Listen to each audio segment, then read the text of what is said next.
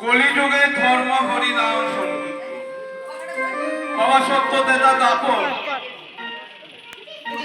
সত্য তেতা দাপরে ভগবানের কৃপা লাভ কিভাবে করতো বাবা? কলিযুগেতে হরি নাম করলেই জীবের মুক্তি। সহজ সরল আমার গৌরাঙ্গ মহাপ্রভু সহজ সরল পথ দেখিয়ে দিয়েছেন, নাম করলেই কেন করলেন? মহাপ্রভু তো আসার প্রয়োজন ছিল না বাবা। সত্যযুগের মানুষ কিভাবে ভগবানের কৃপা পেল? শাস্ত্র কি বলছে? কি তেজধ্যায়তে বিষ্ণু তেতায়া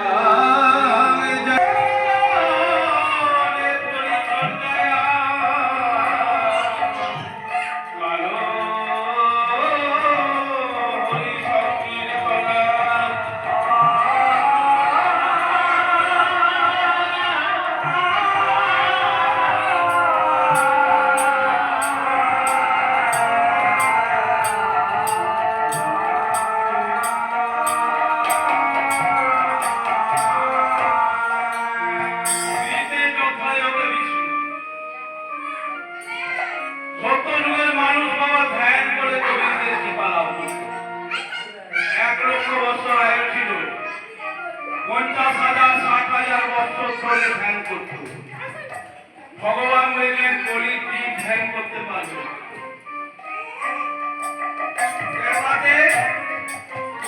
যোগ্য,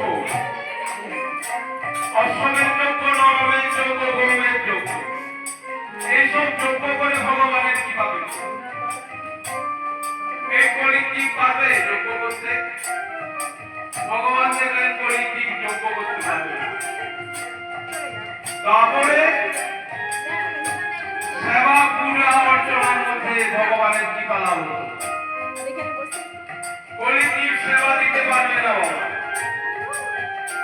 পূজা অর্চনা করতে পারবে না। তাই ভগবান ঠিক করলেন এই কলিজীবের জন্য নিয়ে এলেন মহামন্ত্র হরিনাম। তাই বলছে একবার হরিনামে যত পাপ করে পাপীর সাধ্য নাই তত পাপ সে করে। ভালো একবার বললেই বলছে নাকি সব পাপ দূরীভূত হবে। সারাদিন অন্যায় করবো, পাপ করবো, সব করবো, সন্ধ্যাবেলায় একবার বলতে বলেছে হরে কৃষ্ণ, তাহলেই তো হয়ে গেল। কিন্তু আমার চৈতন্য চরিতামৃতে আবার কলম দিলেন কৃষ্ণদাস কবিরাজ গোস্বামী মহাশয়, লিখলেন যে কোটি জন্ম ধরে যদি করো নাম সংকীর্তন তথাপি না পাওয়া যায় এই পদের পর্যন্ত। আরে এটা আবার কেমন কথা? একবার কৃষ্ণ নাম করলেই সব পাপ